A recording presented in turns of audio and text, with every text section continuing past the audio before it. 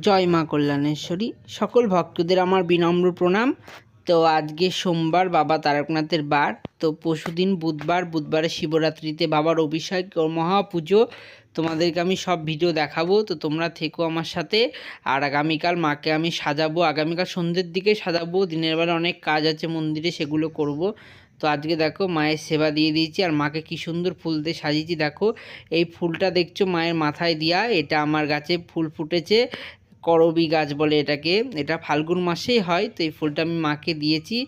তো মাকে কত সুন্দর লাগছে দেখো। আর আজকে পুজো দিয়ে যখন ঠিক ভিডিওটা আমি করছি মায়ের, তখন দিকে একটা প্রজাপতি মার ঘটের সামনে দিয়ে খুব উড়াউড়ি করছে। তো তোমরা দেখো, দেখো প্রদীপের ওপর দিয়ে উঠছে। খুব কেন উঠছে আমি জানি না, এর আগে আমি কোনোদিন প্রজাপতি দেখিনি মন্দিরে। হ্যাঁ, একবার দেখেছিলাম অন্যরকম। তো এই হয়তো মায়ের ইচ্ছা, প্রজাপতি তো শুভ জিনিস। তো মা তুমি সকলকে ভালো রেখো। জয় মা কল্যাণেশ্বরী, জয়।